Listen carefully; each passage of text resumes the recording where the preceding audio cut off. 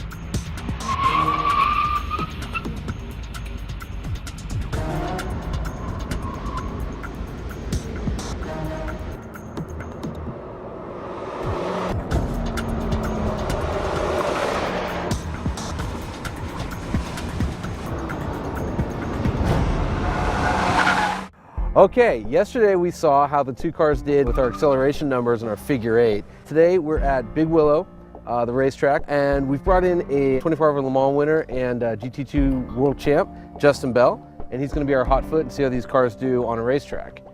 Well, yeah, thanks. I have to say I've come into this with a few preconceptions. I think for me, you know, the 911 is so close to the cars they race now, and like American Le Mans stuff. I think the sort of DNA is right there. And of course, in the old days, the 911 used to scare the Jesus out of you. And the Corvette, I would presume, is the most balanced. And although this one's got this monster engine, and now you used to race Corvettes, right? I did for the factory in 2000. And you know, it's very different though when you're in a purpose-built race car, and you know everything's around you. And it's all nice and safe. I think when you get a car with this much horsepower and all the electronic aids, and it turns into a different thing. So I'm kind of interested to see.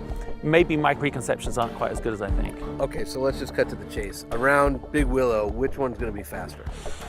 I don't know. I mean, I'll tell you in a couple of hours' time, but I actually think the Porsche will be better in the mid-corner sort of situation. I think the Corvette, maybe on the whole, will be faster. A little bit faster in the vet. Yeah. It depends, doesn't it? It depends how much I scare myself. You heard it here. Let's see what happens. So here we are. I'm starting my first lap in the Corvette ZR1, and I just feel like I've been strapped to the latest American missile. Bloody hell. It is quick.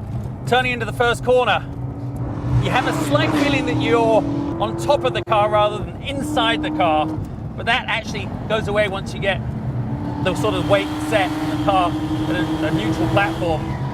But I will have to criticize this. The seats were better in a 1965 Ford Galaxy drum brake stock car that I drove last week, because they are obviously built for a driver with more childbearing hips than me.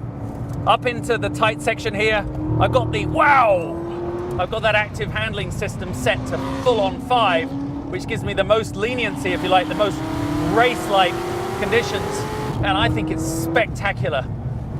Very nice gearbox. They've really done a great job with that. And here's the test of things over this brow.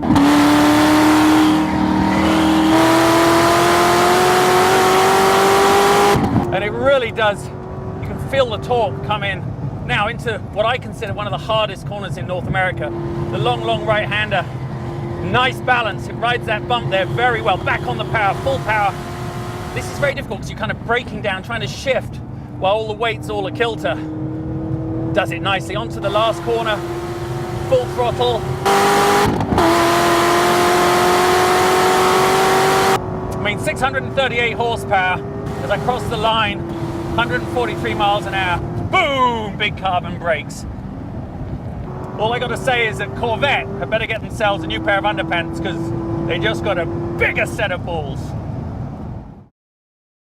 As I come up the start line in the 911 Turbo, immediately the whole vibe of the car is much more actually sympathetic to the driver at first glance. Turning into the first corner here, great, because you really feel you can drive through the corner.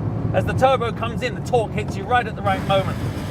Over the little brow here, into the long, fast right-hander. I have to tell you, I am working a little bit harder with the wheel than I was in the ZR1, trying to keep the line, keep the pace up, mid-corner speed. But as soon as you get to exit again, it really works. The other thing is, the way the gearing is on the 911 is I'm having to change gear an awful lot more. Hit fourth about 3 times, whereas I don't have to do that in the ZR1. It's almost as though that was perfectly geared by accident for Willow. The brakes, of course, are not carbon on this, so they give up a fraction as I get on them, but in terms of pliability and allowing you to balance the car, they're spot on.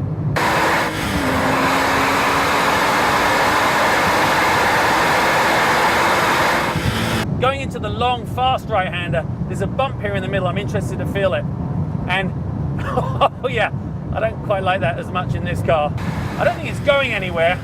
It just kind of scares the crap out of you. Whoa. Okay, coming up to the last corner. Through it, power on. Again, you have to snatch fourth right where you don't want to. But what a car.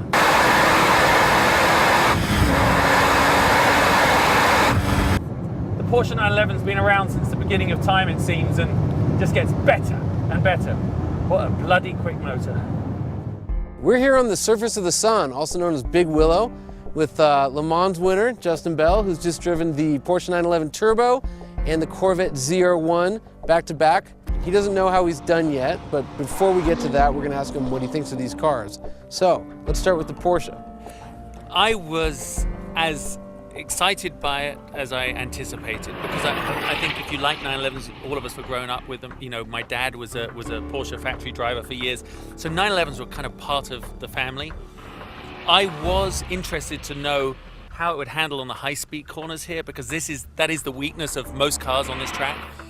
But it really made you feel like you were in the car, you know, the way you could drive through the corner rather than like on top of it wondering what was happening. And so there were points that car was really good, but there were also points that it let me down a bit. And what point were those? Over the bump in the high-speed right-hander, and you know, you're in fourth, should be in fifth, but you don't want to kind of go that high, and you'll just go over the brow and you're like, oh, okay, I need to do that a few more times before I get the confidence up. But right. That's really the only place. And obviously it has that 911 understeer to the mid corner, and then boom, it comes out. I mean, we were running with no systems on it, you know, really. Yeah. It was in sport mode on the suspension. So I mean, really, for a car au naturel, it's incredible. And the seats are fantastic. Porsche make you as a driver feel pretty darn good. Right. Unlike, say, the Corvette. Yeah, well, I thought what American car was it that had that bench seat across the front? And you could Many. fit like 3 people? Many. Most. Well, that's what I felt. I felt like, whoa, okay, I'm over here 1 minute, I'm over here the next. And So the seats aren't so good in the Vette. seats aren't. I mean, really, you know. Okay, but what about the Vette? Oh, besides the seats, how'd the ZR1 do? Initially, I went out and I thought, wow, it's rather like I just strapped this massive rocket between my legs and I'm going to hold on. And then I really started to understand its nuances. And what I played with most was between the system in off mode, and it has that variable traction assist, which I've just been talking with the engineers. It does everything. I had it in the setting number 5. Right, which that's I guess is the hardcore. hardcore. The hardcore. Yeah. If you work with it, the intervention is so small, it actually made me better, I believe, around here. You'll tell me. Right, well, I will tell him in a It made minute. me feel better, and I think the power, I mean, that raw power from that, and of course it really directs a lot of noise at you as the driver, so you feel cool. I mean, your hair's a bit longer, your chest's a bit bigger. I mean, it makes you feel pretty good for an American car. Okay, so which one do you think you were actually faster in? I will go against my first preconception. because I really underestimated, I think, the raw power and the carbon brakes as well. I have to mention that carbon versus steel. That, you know, literally, you felt like you needed race seat belts when you hit it in the Corvette. For sure, I was faster in the Corvette. Okay, well. See if I've got any sensitivity. All right, your best time in the 911 Turbo was 1 minute 33 seconds, .31. So 133.31. Your best time with everything off in the Corvette was 1 minute 30.11. And with the performance traction management in 5, you did it 129.69. So you're about half a second faster with the system on than you were with everything turned off. Wow, this is a sign of age for you. You need assistance to perform these days. That's pretty incredible. It is incredible. I mean, up that uphill left there, I was able to. It stepped out a little bit, but I'm flat to the floor. If you do it too early, you're sideways, and then it intervenes and says, you know, go home. But it's brilliant. That is surprising compared to my preconceptions, but my feeling in the car was that why turn it off? Right. That would be my point. Right.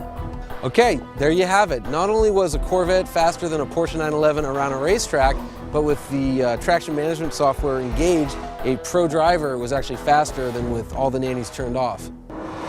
So anyways, Justin, we'd like to thank you a million. That was fantastic driving. And we're going to now take it out to Mojave and see how they do at real high speeds. Well, that was interesting. We learned that the Porsche was better on the drag strip and that the Corvette is better around a road course. Who knew?